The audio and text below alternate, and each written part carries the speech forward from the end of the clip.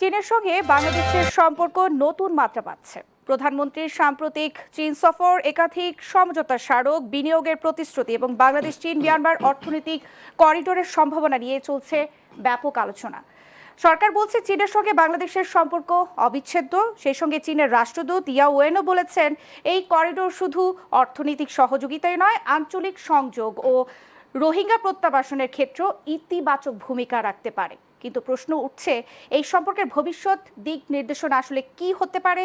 অর্থনৈতিক লাভ, আঞ্চলিক সংযোগ ও জাতীয় স্বার্থে ভারসাম্য আসলে কিভাবে রক্ষা করবে বাংলাদেশ? এই সকল প্রশ্নের উত্তর জানতেই দেশ টেলিভিশনের নিয়মিত আয়োজন দেশ সন্ধ্যা। আপনাদের সঙ্গে আছি আমি শারমিন ন্যান্সি। আমাদের আজকের আলোচনা বিষয় আমরা নির্ধারণ করেছি বাংলাদেশ চীন করিডোর, ইতিবাচক সরকার। আলোচনা এগিয়ে নিতে আমাদের সঙ্গে দুজন সম্মানিত অতিথি যুক্ত হয়েছেন। একে একে তাদেরকে পরিচয় করে দিতে চাই। আমার ডানে আছেন অধ্যাপক ডক্টর সাব্বির আহমেদ, রাষ্ট্রবিজ্ঞানী। আপনাকে স্বাগত আজকের আয়োজনে। আমার বামে আছেন ডক্টর নাসির উদ্দিন আহমেদ, অবসরপ্রাপ্ত মেজর ও নিরাপত্তা বিশ্লেষক। আপনাকেও স্বাগত আজকের আয়োজনে। যেমনটি বলছিলাম, আজকের আসলে মূল আলোচনা হচ্ছে বাংলাদেশ চীন করিডোর। চীনের রাষ্ট্রদূত আসলে বলেছেন বাংলাদেশ চীন মিয়ানমার করিডোর রোহিঙ্গা প্রত্যাবাসনকে ত্বরান্বিত করতে পারে। কিন্তু প্রায় এক দশক ধরে আটকে থাকা এই সংকটের সমাধান কি আসলে অর্থনৈতিক সংযোগে, নাকি প্রয়োজন আরও শক্তিশালী রাজনৈতিক ও কূটনৈতিক চাপ? আমি আসলে প্রথমে অধ্যাপক ডক্টর সাব্বির আহমেদ আপনাকে দিয়ে শুরু করতে চাই আলোচনা। কি বলবেন? ধন্যবাদ আপনাকে। প্রথমে আমি শুরু করতে চাই যে চীনের সাথে আমাদের কিন্তু একটা দীর্ঘ ঐতিহাসিক সুসম্পর্ক রয়েছে, বিশেষ করে 75-এর পর থেকে। এখানে যেটা খুব গুরুত্বপূর্ণ বিষয় সেটা হচ্ছে যে চীনের সাথে যে আমাদের সম্পর্কের ভিত্তি, এই ভিত্তিটা কিন্তু সেই সময়ের মানে প্রেসিডেন্ট জিয়ার যে বিএনপির সরকার ছিল সেই সরকারের সেই আমল থেকেই কিন্তু সম্পর্কটা তৈরি হয়েছে। এবং তৈরি হতে হতে একটা পর্যায়ে অবশ্য এই আমরা দেখেছি যে 2001-এর পরে এই সম্পর্কটার একটু ফাটল ধরেছিল। যে আসার কথা যে এটা আবার একটা নতুন সময়ে এসে এই সম্পর্কটা আবার নতুনভাবে রিডিজাইন হচ্ছে আর কি।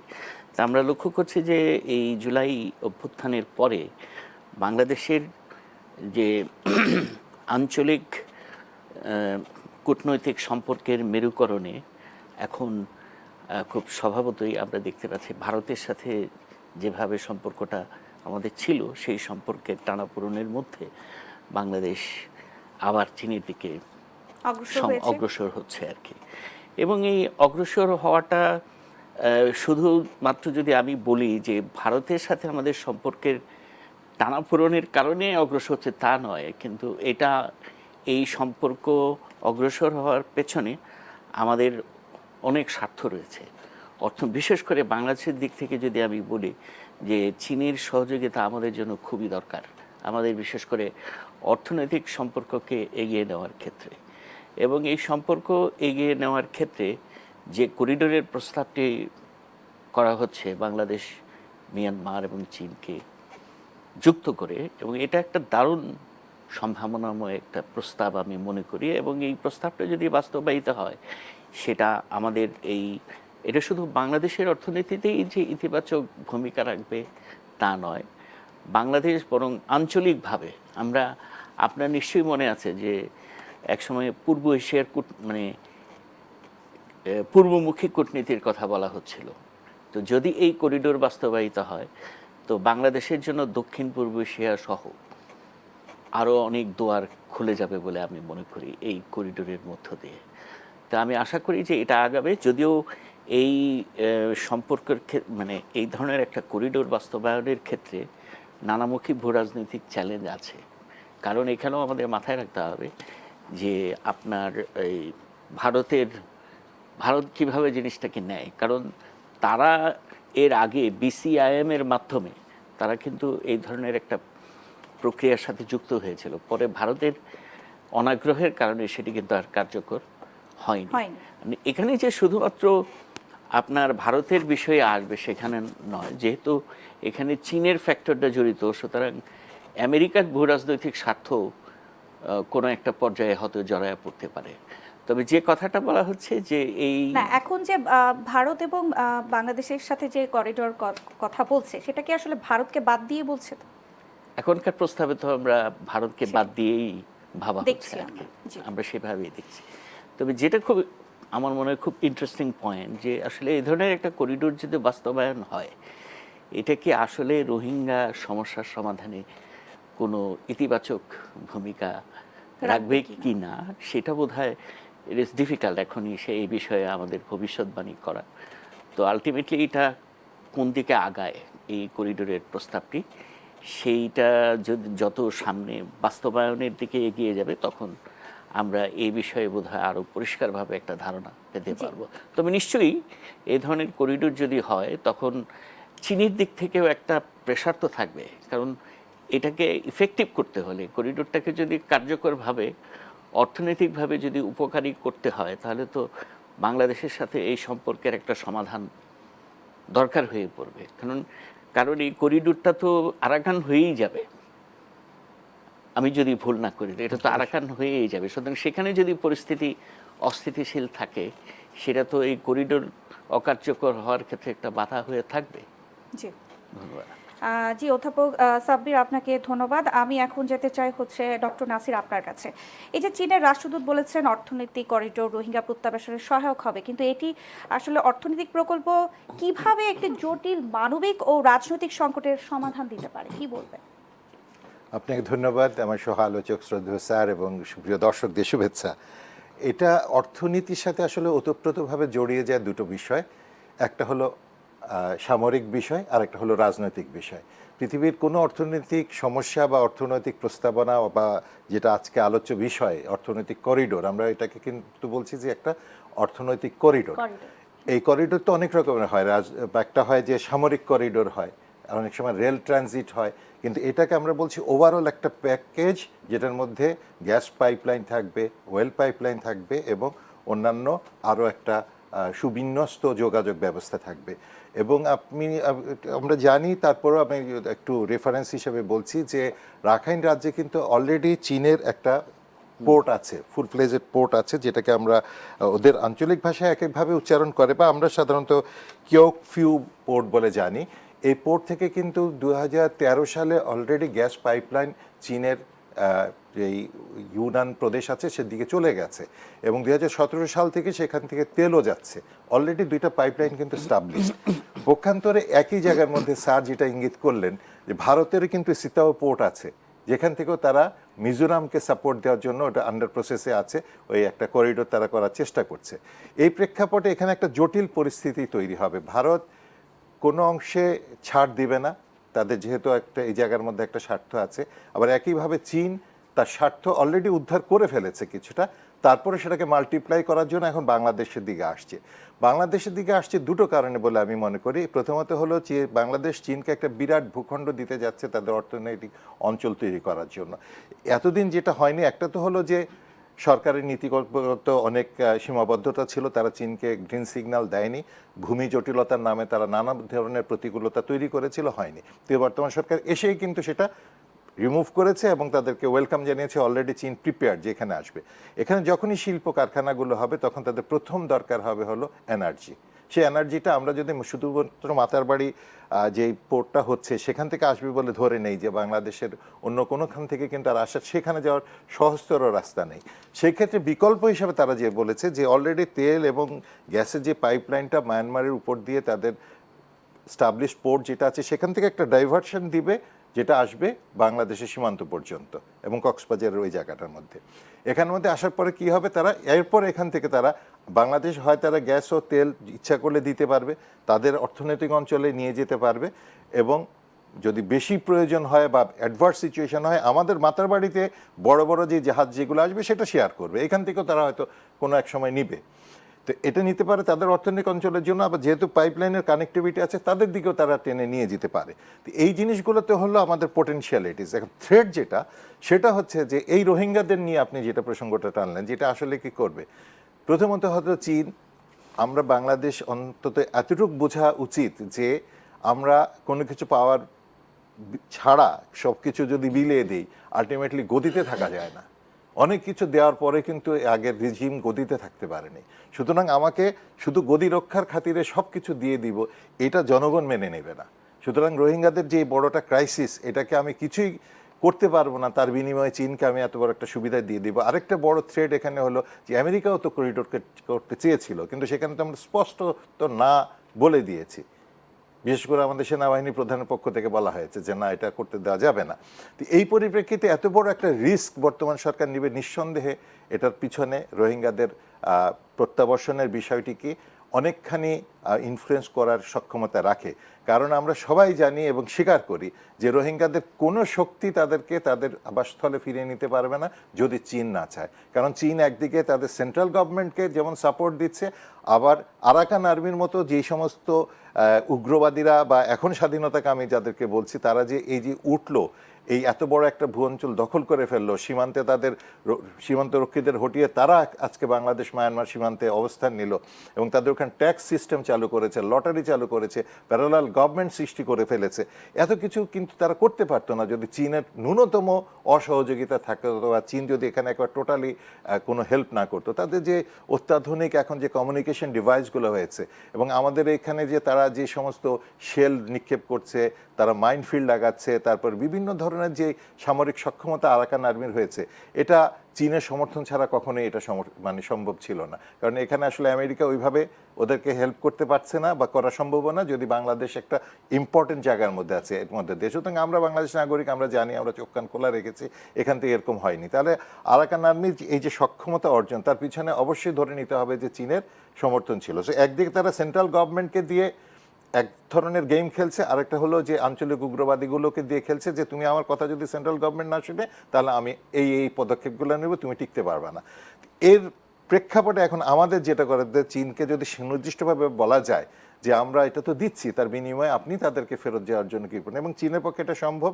তাদের যেখানে অলরেডি ওখানে কিন্তু একটা ডোমিনেন্স আছে, তাদের তো এই করিডোরটা রক্ষার জন্য তাদের যেটা বললাম যে অর্থনীতির সাথে সবসময় একটা সামরিক এবং রাজনৈতিক একটা যোগসূত্র থাকে। তো তাদের সেই প্রভাবটা কিন্তু অলরেডি আছে এবং তাদের সেটা সক্ষমতাও আছে। কারণ এখানে এই যে টোটাল করিডোরটা, এটা তাদের পোর্ট থেকে শুধু সীমান্ত যদি বলি তাহলে দুইটা ফেজ আছে। মালান্দার বলে একটা জায়গা আছে, ওই পর্যন্ত 6 থেকে 700 কিলোমিটার, ওখান থেকে আরও 4 থেকে 500 কিলোমিটার গেলে তারা বর্ডারে পৌঁছে যাচ্ছে চীনে। সেখান থেকে আরও 400 কিলোমিটার গেলে পরে তারা কুনমিং পর্যন্ত বা ইউনানের অন্যান্য জায়গা পর্যন্ত পৌঁছে যাবে।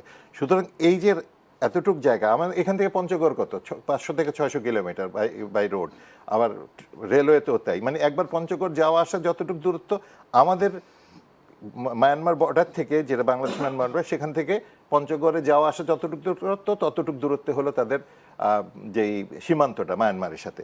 সুতরাং এখানে তাদের ডোমিনেন্স এবং মিলিটারি যদি আমরা বলি 1000 কিলোমিটারের উপর ডোমিনেন্স রাখা, এটা খুব কঠিন বিষয় না। এটা আমাদের আমরা ধরতে পারি চীনের আসলে মিয়ানমারের উপরে প্রভাব আছে এবং দূরপাল্লার যে আমাদের কামানগুলো আছে, সেটা কিন্তু এই এতটুকু জায়গার জন্য যথেষ্ট ডোমিনেন্স করার জন্য। সুতরাং মানে অগ্রসর হতে হবে না, ওখানে বসে ড্রোন দিয়েই তারা এই নিয়ন্ত্রণগুলো করতে পারবে। এটাই মডার্ন ওয়ারফেয়ারের এখন লেটেস্ট ভার্সন। সুতরাং এই ডোমিনেন্সের আন্ডারে তারা পারবে যদি ইচ্ছা করে তাদের একটা অংশকে, কারণ মায়ানমারের ভূখণ্ডের অভাব নেই।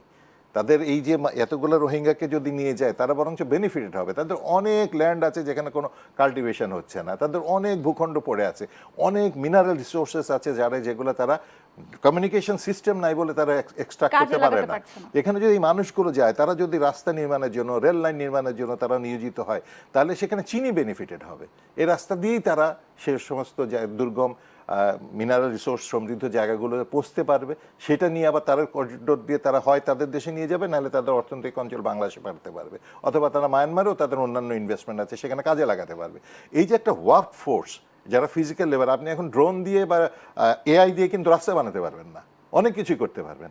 রাস্তা বানাতে হলে কিন্তু আপনাকে এখন মানুষ লাগবে, এবং বিশেষ করে এই সমস্ত যেই ভূখণ্ডগুলো হয় মার্শি এরিয়া, একেবারে ওয়াটার লকড এবং কাদা, অথবা যে জায়গাগুলোর মধ্যে আপনার পাহাড় আছে, সেই জায়গাতে কিন্তু আপনি ওই কোনো রকমের প্রযুক্তি দিয়ে সরাসরি করতে পারবেন না। প্রযুক্তি তো লাগবেই, প্রযুক্তির ছাড়া কোনো কিছু না, তারপরেও একটা হিউজ ম্যান পাওয়ার লাগবে। তো সেই ম্যান পাওয়ারটা অবশ্যই রোহিঙ্গাদের থেকে যদি নেয়, এটা কস্ট ইফেক্টিভ হবে। তো পোটেনশিয়ালিটিজ আছে রোহিঙ্গাদের নেওয়ার মতো, কিন্তু নিবে কিনা এবং আমরা সেটা কত দূর আদায় করে নিতে পারবো তা নির্ভর করছে উভয় দেশের কূটনৈতিক বিচক্ষণতা এবং একটা সৌহার্দ্যপূর্ণ সম্পর্ক গড়ে রাখার একটা মানসিকতার উপর। স্যার একটু হিংস দিয়েছেন লুক ইস্ট পলিসি একসময় বেগম খালেদা জিয়ার সময় ছিল, শহীদ প্রেসিডেন্ট জিয়া তো শুরু করে গেলেন, তার কিন্তু বেগম জিয়া স্পষ্টত বলেছিলেন লুক ইস্ট পলিসির কথা, যে আমরা পূর্ব দিকে তাকাবো, কারণ আমাদের পূর্ব দিকে তাকালেই কিন্তু ভারত ছাড়া কিছু দেখতে পারি, আর দক্ষিণ দিকে তাকালে আমরা খালি সমুদ্র দেখি। তো আমাদের সমুদ্র আর ভারতের দিকে যদি না তাকিয়ে অন্য কোথাও দেখার কোনো অপশন থেকে থাকে, সেটা হলো লুক ইস্ট। তো এখন সেই দিকেই আমরা যখন তাকিয়েছি, তো এখান থেকে শুধু তাকালেই হবে না, তাকিয়ে তাকিয়ে দেখলেই হবে না, কিছু আদায় করে নিতে হবে, এবং তার 1 নম্বর শর্তটা আমার মনে হয় রোহিঙ্গা প্রত্যাবাসন হতে পারে। ডক্টর নাসির, আপনাকে ধন্যবাদ। অধ্যাপক সাব্বির, আপনার কাছে জানতে চাই, যেমনটি বলছিলেন ডক্টর নাসির যে মিয়ানমারের উপরে চীনের একটা প্রভাব আছে, তো আসলে রোহিঙ্গা প্রত্যাবাসনের ক্ষেত্রে বেইজিং আসলে এতদিন কতটা কার্যকর ভূমিকা পালন করেছে, আপনি কি বলবেন? না, আমি তো বেইজিংয়ের এই রোহিঙ্গা প্রত্যাবাসনের ব্যাপারে তারা যে ধরনের যথাযথ প্রেশার ক্রিয়েট করার কথা ছিল, সেটা আমরা কখন ওইভাবে লক্ষ্য করি নাই এখন পর্যন্ত। তো আমার মনে হয় যে এইটা যদি হয়, এই করিডোরের পরিকল্পনাটা যদি বাস্তবায়িত হয়, এটা এক ধরনের চীনের উপরে পরোক্ষভাবে প্রেশার তৈরি করবে এই সমস্যাটার দিকে তাদের দৃষ্টি ফেরাতে। এবং যে কথাগুলো উনি বললেন, অত্যন্ত মানে পথও দেখিয়ে দিলেন যে এই রোহিঙ্গাদেরকে যদি বার্মা ফেরত নেয়, নট নেসেসারিলি, যেটা আমরা সবসময় জেনে আসছি যে রোহিঙ্গাদেরকে যদি আরাকানে ফেরত হয়তো নিবে না, তারা নিতে পারবে না, বা সেটার একটা ভূকৌশলগত অন্য কারণ আছে, কিন্তু তারা অন্য ল্যান্ডে তাদেরকে ইচ্ছা করলে রিহেবিলিটেট করতে পারে, সেই সুযোগটা তো আছে বার্মা। তো আমার মনে হয় যে এটা একটা ইতিবাচক ভূমিকা রাখবে, ইনফ্লুয়েন্সার হিসেবে কাজ করবে চীনের উপরে। সুতরাং তবে যেটা গুরুত্বপূর্ণ আমি মনে করি যে এই ধরনের কোনো ডিলে যখন যাব, আমরা যদি যে ডিলটা আমরা আমেরিকার সাথে করলাম, বাণিজ্য চুক্তি, যদি এই প্রক্রিয়ায় এই ধরনের ডিল হয়, তাহলে এটা কোনো কাজে আসবে না। সুতরাং আমার মনে হয় যে এই বিষয়টা খুব দ্রুত, মানে যদি আমরা যদি সিরিয়াসলি সরকার এটা নিয়ে এগোয়, তাহলে উচিত হবে এটা নিয়ে পার্লামেন্টে ডিটেইল আলোচনা করা, এই করিডোর প্ল্যান নিয়ে, এবং বাংলাদেশের জন্য এমন একটা প্যাকেজ তৈরি করা, প্রস্তাবনা তৈরি করা, যেটা নিয়ে আসলে বার্গেনিং। এক্ষেত্রে বাংলাদেশের সামনে কি কি চ্যালেঞ্জ আসতে পারে? যেটা আমি আগেও ইঙ্গিত করেছি যে এই ধরনের পরিকল্পনায় যেহেতু চীন একটা বিষয়, তাই না, আর যেহেতু চীনের সাথে দীর্ঘদিনের একটা ভূ রাজনৈতিক দ্বন্দ্ব চলে আসছে ভারতের, ভারত এখানে হয়তো সরাসরি সে বাধা দেবে না, কিন্তু তার একটা থাকবে যে এখানে এই করিডোরের মধ্য দিয়ে তার নিরাপত্তার স্বার্থে এমন কোনো হুমকি আসে কিনা যেটা সে কখনোই অ্যাকসেপ্ট করবে বলে মনে হয়। আমরা আবার আসবো, একটি বিরতি নেবার। দর্শক, দেশ সন্ধ্যায় নিচ্ছে একটি বিরতি। আমি আবার আলোচনায় ফিরে যেতে চাই। অধ্যাপক সাব্বির, আপনাকে যেমনটি বলছিলাম বিরতির আগে, যে কি কি চ্যালেঞ্জ আসলে আসতে পারে চীনের সাথে বাংলাদেশের এই করিডোরের জন্য? না, আমি যেটা বললাম যে রাজনৈতিক চ্যালেঞ্জ তো আপনার ইন্ডিয়া থেকে একটা বাধা তো আসতে পারেই, ভারত লক্ষ্য করছে অলরেডি। হ্যাঁ, ভারত অলরেডি বিষয়টাকে দেখছে, এবং বাধা যে আপনার আমেরিকার জায়গা থেকেও আসবে না সেটাও বলা যাচ্ছে না। আমেরিকাও এখানে প্রেশার ক্রিয়েট করতে পারে বাংলাদেশের উপরে, কারণ তারা কিন্তু, যেটা ডক্টর নাসির বললেন, যে এখানে আমেরিকাও কিন্তু একটা করিডোর চেয়েছিল বাংলাদেশের কাছে, আমেরিকাকে সেটা দেওয়া, আমি জানি না দেওয়া হয়েছে কিনা, দেওয়া হয়নি। সুতরাং সেই ক্ষেত্রে তো আমেরিকার একটা ক্ষোভ থাকবেই যে বাংলাদেশ চীনের দিকে বেশি ঝুঁকে যাচ্ছে কিনা, এটা তো আমেরিকার একটা কনসার্ন থাকবে। বিশেষ করে জুলাই পরবর্তীকালে বাংলাদেশ যে, এটা তো অস্বীকার করার উপায় নেই আমাদের, যে এখনকার মানে বাংলাদেশ তার পররাষ্ট্রনীতির জায়গা থেকে আমেরিকার দিকে ঝুঁকে গেছে, হ্যাঁ, সেটাও তো আমরা লক্ষ্য করছি আর কি। সুতরাং ওইটা আমেরিকাও তার ইন্টারেস্টের বিষয়টা খেয়াল করবে এটার মধ্য দিয়ে। এই চাপগুলো যদি ব্যালেন্স করা যায়, ব্যালেন্স করে যদি একটা ক্রেডিবল প্যাকেজ তৈরি করা যায়, এবং আসলেই যদি ওই এবং যেটা আমি সবসময় গুরুত্ব দিই, যে এই ধরনের ডিল, আমেরিকার সাথে ট্রেড চুক্তিটা যেভাবে হয়েছে, এই ডিলটা যদি ওইভাবে হয়, তাহলে এটা হবে আমাদের জন্য আরেকটা দুঃখজনক অধ্যায় আর কি। আমি মনে করি যে এটা যদি হওয়ার সম্ভাবনা থাকে, সেদিকে আগায়, তাহলে এটা পার্লামেন্টে আলোচনা করতে। বাংলাদেশ আর যুক্তরাষ্ট্রের ভারসাম্য ধরে রাখাটা কি একটু কঠিন হয়ে যাচ্ছে? কি বলবেন? না, আমি আমি এটা মানে দেখতে হবে যে তাদের যে কনসার্নগুলো, এই যদি করিডোর ডিলের মধ্য দিয়ে তাদের কনসার্নগুলোকে অ্যাড্রেস করা হচ্ছে কিনা সেটা, এখানে যদি কোনো নিরাপত্তার ইস্যু না থাকে, যদি বিষয়টা সিম্পল ট্রেডের মধ্যে সীমাবদ্ধ থাকে, তাহলে জি। তো ইন্ডিয়ার এটা আপত্তি করার কোনো কারণ থাকতে পারে মনে হয় না আর কি। জি, জি।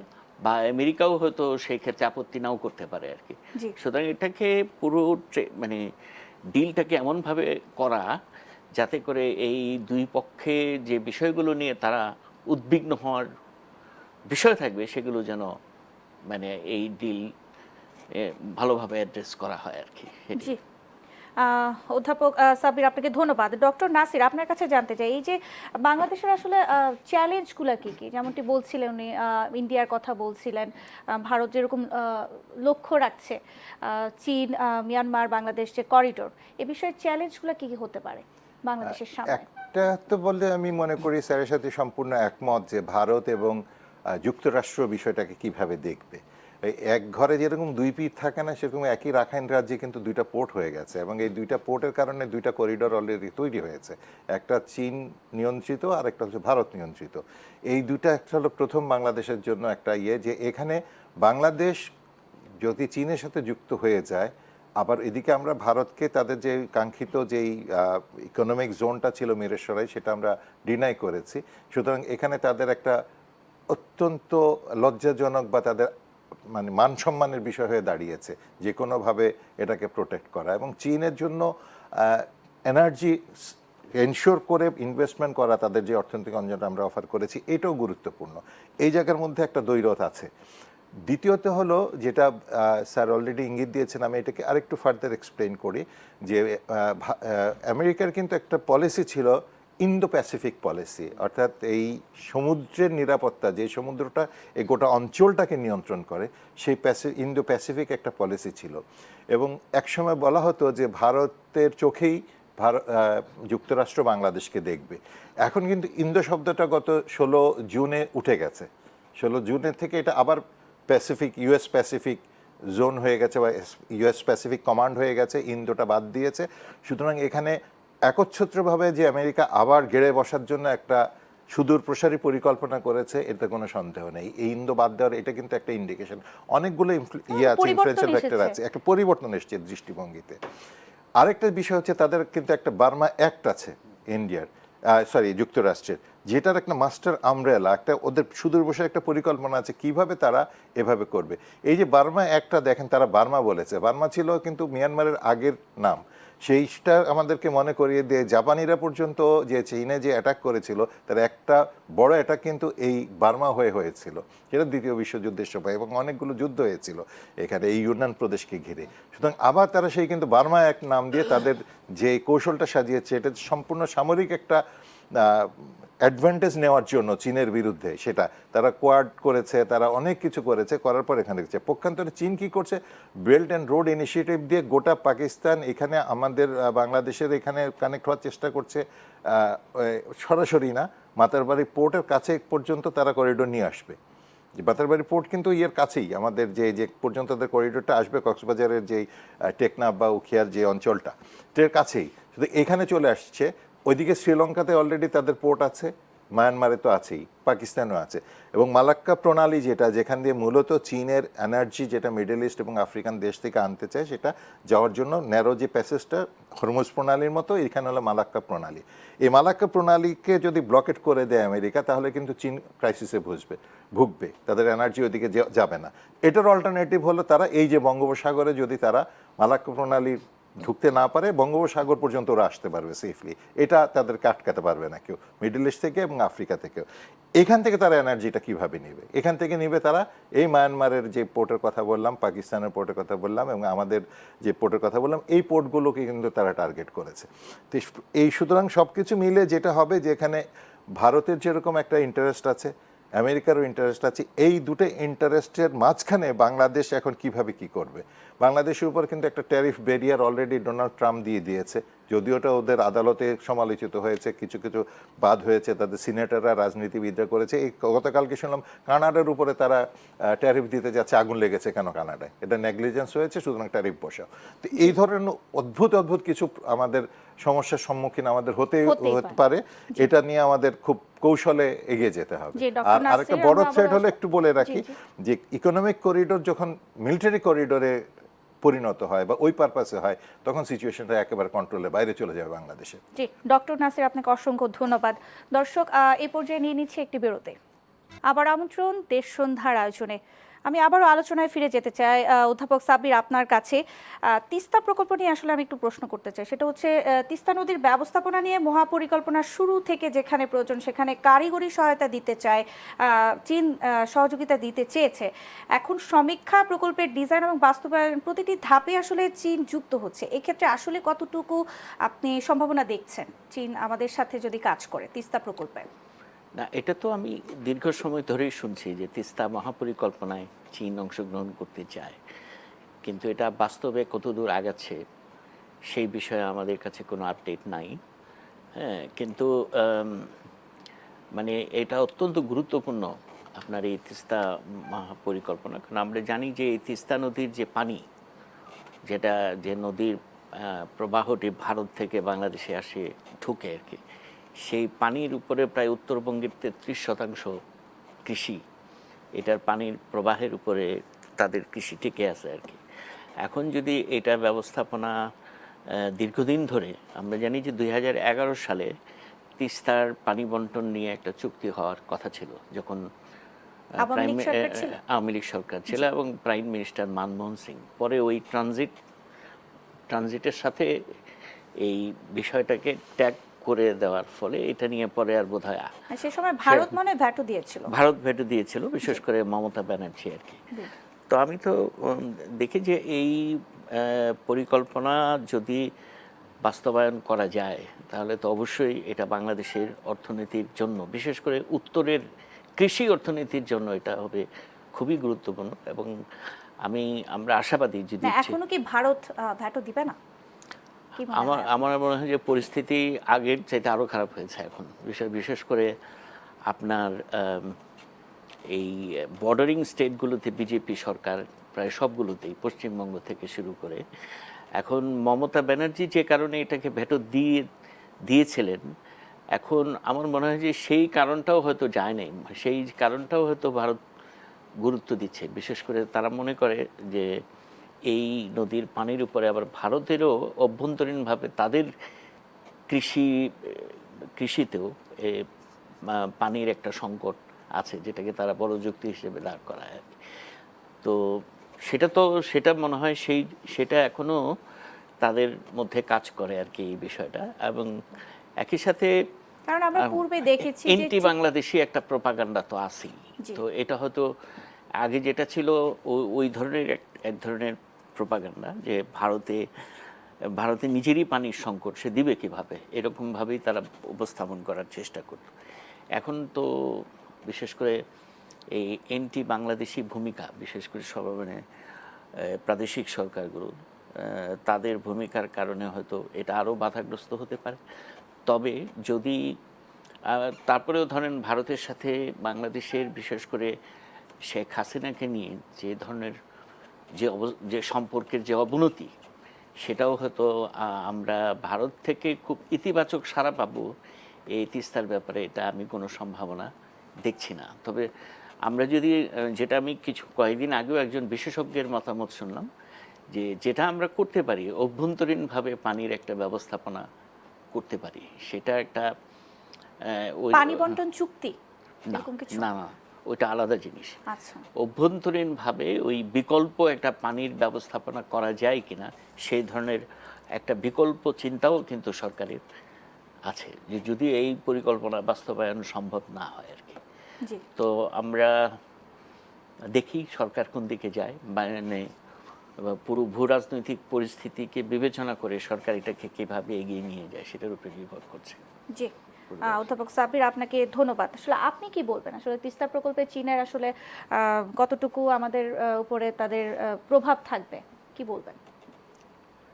দেখুন, আমি তো দীর্ঘদিন সামরিক বাহিনীতে চাকরি করার সুবাদে মাথার মধ্যে নিরাপত্তার বিষয়গুলো একটু বেশি খেলে। জি। আমি একটু ফ্ল্যাশব্যাক করি যে যখন ভারতের বলা হয় যে এই সমসাময়িক সময়ের সবচেয়ে সফল সেনাপ্রধান ছিলেন মনেকশো, যিনি 1971 সালে সেনাবাহিনীর প্রধান ছিলেন ভারতের। তাকে যখন ইন্দিরা গান্ধী বলেছিলেন যে মানে দিদেন ইস্ট পাকিস্তানে অ্যাটাক করতে, উনি বলেছেন যে এপ্রিল মে মাসের দিকে বলেছিলেন। 25শে মার্চে তো ঘটনা ঘটলো যে অ্যাটাক করা। উনি বলছে যে এখন করা মানে হলো আমাকে আপনি রিজাইন করার হুকুম দিচ্ছেন।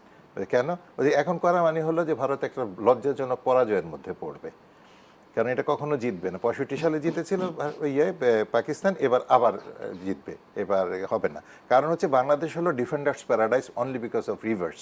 এই যে নদী এবং আমাদের এটা এত বড় একটা ব্লেসিং আমাদের প্রতিরক্ষার জন্য, এখানে বড় বড় ট্যাঙ্ক নিয়ে আসা ডিফিকাল্ট। আর এই নদীগুলো যদি শুকিয়ে যায় তাহলে কিন্তু যে কোনো পরাশক্তির আমাদের দিকে আসার একটা সুগম পথ তৈরি হয়।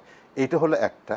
আর দ্বিতীয়ত হলো বর্ষাকালে নদীগুলোতে যখন পানি থাকে, আমাদের নদীর উৎসগুলো কোথায়? ভারতের দিকে। ওই দিক থেকে যদি নৌযান আসতে থাকে, নেভাল ফোর্স যেটাকে বলি আমরা, তাহলে কিন্তু এদিক দিয়ে আসাটা সোজা। কিন্তু বাঁধ যদি দিয়ে দিই আমরা, তিস্তা বাঁধ দেই অথবা আমরা পদ্মা যে বাঁধের কথা আসছে, যে বাঁধগুলো যখন হয়ে যাবে তখন কিন্তু এটা একটা কঠিন চ্যালেঞ্জ হয়ে দাঁড়াবে। এটাকে বোম্বিং করে আগে উড়িয়ে দিতে হবে, তারপরে আবার এটা নব্যতা ঠিক করতে হবে, তারপরে এখানে। তো এই বিষয়গুলো কিন্তু এটার সাথে ওতপ্রোতভাবে জড়িত।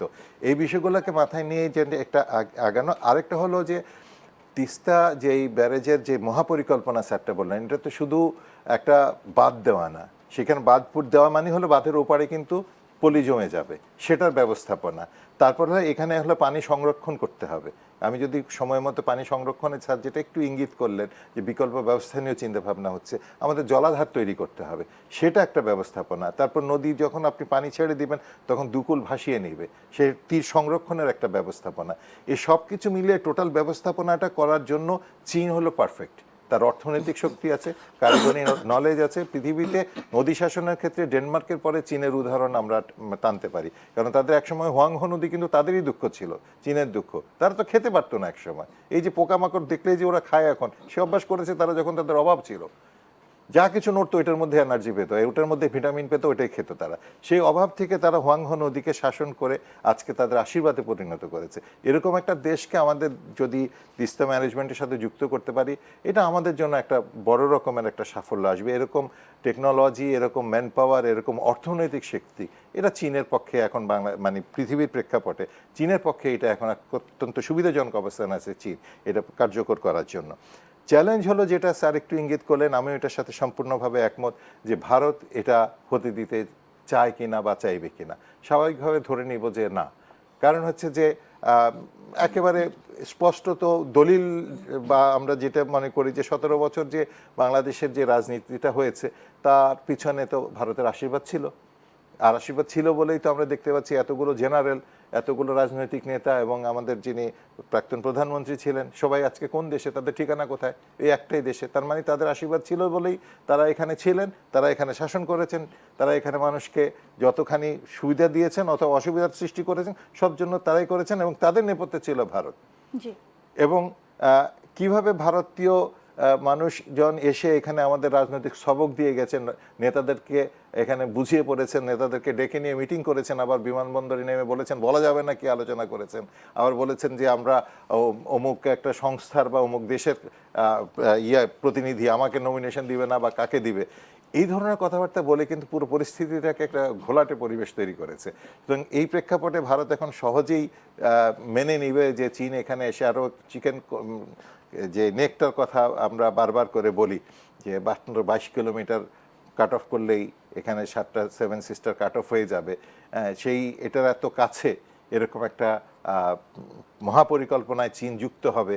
আর চীনের যেখানে একটা এত বড় ইনভেস্টমেন্ট হবে তার সিকিউরিটির জন্য চীন কিছুই করবে না, এটা ভাবারও কোনো যুক্তিসঙ্গত কারণ নেই। এমনও আমরা পৃথিবীতে নজির দেখেছি যে এই সমস্ত মহাপরিকল্পনার সময় তারা ছদ্মবেশে, শ্রমিকের ছদ্মবেশে বা টেকনিশিয়ানের ছদ্মবেশে সমানে তাদের মিলিটারি ইন্টেলিজেন্স পাঠায়, এমনকি মিলিটারি ফোর্সও পাঠিয়ে দেয়। সাথে সময় মতো তাদের কষ্টটা দিলেই তারা ফাইটিং শুরু করে দিবে। এটা পৃথিবীর ইতিহাস ঘাটলে এখন অনেক লম্বা গল্প হয়ে যাবে, কিন্তু এটা অহরহ ঘটেছে যে কখনো তারা সরাসরি সৈন্য প্রেরণ করে না, তারা এই ধরনের একটা মাস্কিং করে, এটাকে ছদ্মবেশ করে তাদেরকে আস্তে আস্তে করে এদেরকে একটা বিল্ড আপ করে, তারপর সময় মতো তারা তাদের স্বরূপে প্রকাশিত হয়। তো এগুলো জিনিস তো ভারত জানে, আমার চেয়ে বেশি জানে। তাদের থিঙ্ক ট্যাঙ্ক যারা আছে বা তাদের নিরাপত্তা নিয়ে যারা কাজ করে তারা এই ইতিহাস পড়েছে, আমার চেয়ে বেশি পড়েছে। এবং এই সব কিছু জেনে বুঝে তারা একেবারে ওয়েলকাম করবে এবং চোখ বন্ধ করে থাকবে, এবং বিশেষত নদীর উৎসটা যেহেতু ভারতে, এটা ভাবা কঠিন। তবে ভারতের একটা সীমাবদ্ধতাও আছে, কারণ ভারতের অনেক নদীর উৎস আবার চীনে। তারা যদি এখানে বাধা দেয় তখন চীন আবার ওই দিক থেকে তাদের যেই গেমটা আছে সেটা আবার তাদের খেলা শুরু করতে পারে।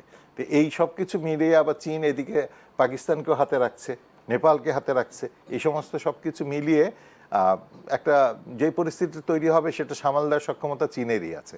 এবং ভারত এখানে চেষ্টা করলেও চীন যদি সুদৃঢ় অবস্থানে থাকে এবং বাংলাদেশও যদি তার সার্বিক চিন্তার কল্যাণের কথা চিন্তা করে, মানুষের আসলে তো তিস্তা তো আমাদের উত্তরবঙ্গের মানুষের জন্য একটা অভিশাপ, একেবারে এটা নিঃসন্দেহে একটা অভিশাপ। এই অভিশাপ থেকে একটা বিরাট জনগোষ্ঠীকে যে কোনো মূল্যে যদি মুক্তি দিতে চায় তাহলে চীনকে এখানে এটা এই মহাপরিকল্পনা বাস্তবায়ন করতে দেওয়ার কোনো বিকল্প নেই। আমরা তো চেষ্টা করেছিলাম, এরকম 17 বছরে যে তারা কিছু করে নাই এটাকে আমরা অস্বীকার করতে পারবো? অর্থনৈতিক অঞ্চল দিয়েছে, তারা 17 বছরে কিছুই করে নাই, এটা অস্বীকার করতে পারবো? আমরা অনেক কিছুই করতে চেয়েছিলাম তাদের সাথে, আসলে সুব্রত আমরা তো ট্রানজিট দিয়েছিলাম, কিন্তু আমরা কি ভুটানে যেতে পেরেছি? আমাদের একটা ট্রাক কি এই করিডোর পার হয়ে নেপাল পর্যন্ত পৌঁছতে পেরেছে?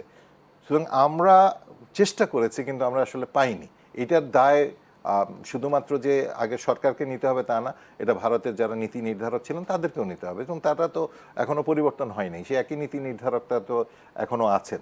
সুতরাং তাদের এই বিষয়গুলো খেয়াল রেখে কিভাবে বাংলাদেশকে পরবর্তীতে তারা মূল্যায়ন করবেন বা বাংলাদেশের ইন্টারেস্টটাকে তারা কিভাবে দেখবেন, এই বিষয়গুলোকে আমাদের মাথায় রাখতে হবে। বাট আমি যেটা মনে করি, স্যারও কিছুটা বলেছেন যে ডিপ্লোম্যাসি তো খুব কঠিন একটা বিষয়, এটা কূটনীতি বললে একরকম, পররাষ্ট্র নীতি বললে আরেক রকম। আমরা দুইটাই বলতে পারি, ফরেন পলিসিও বলতে পারি, ডিপ্লোমেসিও বলতে পারি। যখন ডিপ্লোমেসি বলবো বা ডিপ্লোম্যাটের কথা বলবো তখন আমরা এক ধরনের চিত্র পাবো, আর যদি ফরেন পলিসির কথা বলি তখন আমাদের আরেক রকমের চিত্র পাওয়া যাবে। সো আমাদের ফরেন পলিসিটাকে ওভারঅল চিন্তা করতে হবে, সেটাতেই আমার মনে হয় সাফল্য আসতে পারে। জি, ডক্টর নাসির আপনাকে ধন্যবাদ। অধ্যাপক সাব্বির আপনার কাছে যেতে চাই, আসলে চীন বাংলাদেশ করিডোর অবকাঠামো বাণিজ্য সংযোগ আসলে কিভাবে ঘটবে, আপনি কি মনে করছেন, কিভাবে ঘটতে পারে?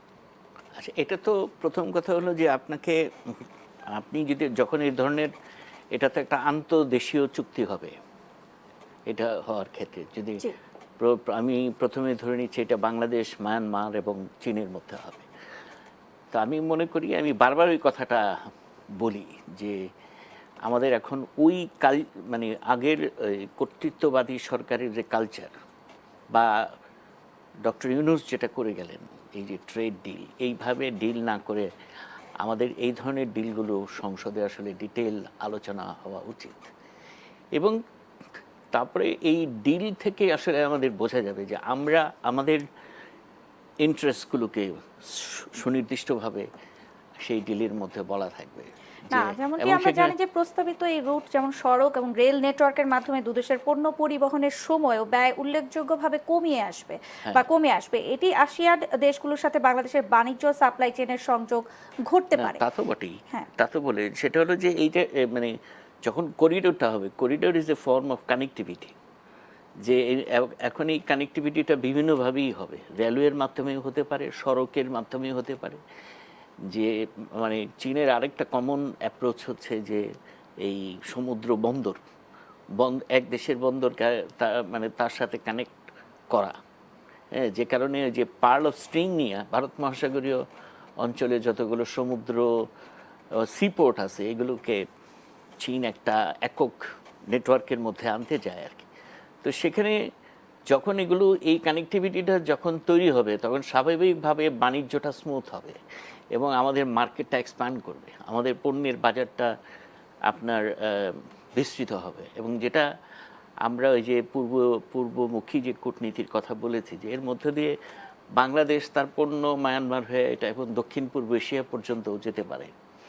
সুতরাং এটার তো আমি মনে করি যে এই করিডোরের মধ্য দিয়ে যে একটা কানেক্টিভিটি তৈরি হবে, সেই কানেক্টিভিটি আমাদের পণ্যের বাজারকে অনেক দূর পর্যন্ত নিয়ে যেতে পারে, এবং তখন পণ্য পরিবহনের ক্ষেত্রে আপনার নিশ্চয়ই এই ডিলের মধ্যে এমন ব্যবস্থা থাকবে যে সেখানে কি পরিমাণ শুল্ক এই দেশগুলো নিজেরা বেয়ার করবে। হ্যাঁ, সেখানেও হয়তো বাংলাদেশ কিছু সুবিধা পাবে তার ওই চুক্তির মধ্য দিয়ে। তাহলে এটি এবং বাংলাদেশের জন্য ইতিবাচক। আমি তো মনে করি ইতিবাচক এই ডিল। জি জি। অধ্যাপক সাব্বির, আপনাকে ধন্যবাদ। ডক্টর নাসির, আপনার কাছে প্রশ্ন হচ্ছে আসলে বিনিয়োগ এবং শিল্পায়নের মাধ্যমে বাংলাদেশের অর্থনৈতিক অঞ্চলগুলোতে চীন কি ধরনের ভূমিকা রাখতে পারে বা আপনি কি পরামর্শ দিবেন? প্রথমত হলো যে চীনের কিন্তু এখন বেশ কিছু ইন্ডাস্ট্রি তাদের রিলোকেট করার জন্য তারা উদ্গ্রীব। তারা বিভিন্ন দেশে কিন্তু অলরেডি শুরু করেছে, তারা বিভিন্ন দেশে গিয়েছে এবং কোনো কোনো জায়গাতে তারা অলরেডি শিফট করে ফেলেছে।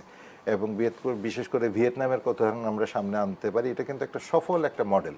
ভিয়েতনাম কিভাবে চীনের বিনিয়োগকে আকৃষ্ট করেছে, সেইভাবে বাংলাদেশ কিন্তু ইচ্ছা করলেই আমাদেরকে সহযোগিতা করতে পারে। তাদের যেই ইন্ডাস্ট্রিয়ালিস্ট যারা আছে তারা এখন তাদের একটু কম মূল্যে তাদের চায়, শ্রমিক চায়। এক, দুই নম্বর হচ্ছে যেটা যে ট্যারিফ যে এমবার্গোটা হয়েছে, ইউএসএ যে এমবার্গোটা চীনের উপর দিয়েছে, তারা এখন সেটাকে মাস্কিং করতে চায়। তারা মেড ইন বাংলাদেশ প্রোডাক্ট বলে বাংলাদেশের যেই প্রোডাকশানগুলো হবে সেটাকে ইন্টারন্যাশনাল মার্কেটে নিতে চায়। বাংলাদেশ যেহেতু একটা এখনও গ্র্যাজুয়েশন হয়নি হিসেবে, একটা মধ্যম আয়ের দেশ হিসেবে কিছু কিছু অ্যাডভান্টেজ পায়, তো সেই অ্যাডভান্টেজটাকে তারা কাজে লাগাতে পারে। এইটা হলো একটা বড় তাদের একটা মানে টার্গেট হতে পারে এটা। আর আরেকটা যেটা আমি মনে করি সেটা হচ্ছে যে বাংলাদেশ নিজেই তো একটা বড় মার্কেট। বাংলাদেশের যে এত ছোট একটা ভূখণ্ডে প্রায় 16 কোটি মানুষের বসবাস, এখানে আপনি বাজারে গেলে আপনি দেখবেন চীনা পণ্যের বাজার ছেয়ে গেছে। তো এখানে যতটুকু স্টেক অন্যান্য দেশের আছে, সেই স্টেকগুলোর মধ্যে যদি তারা তাদের ইয়েটা রাখতে পারে, ইনফ্লুয়েন্সটা রাখতে পারে, সেটা একটা বড় হবে, ইনফ্লুয়েন্স কাজ হবে। তবে সেক্ষেত্রে একটু সতর্কতাও দরকার, কারণ আমাদের শিল্পকেও বাঁচিয়ে রাখতে হবে। আমাদের যেই নিজস্ব যে ইন্ডাস্ট্রি আছে, শুধু লেবার তৈরি করার জন্য তো আমাদের একটা দেশের জন্ম হয়নি। শুধু আমরা লেবার, ক্লিনার আর ওই পাঠাবো, ওয়ার্কার পাঠাবো, এটার জন্য তো আসলে একটা জাতি হিসাবে আমাদের জন্য এটা খুব সুখকর বিষয় হবে না।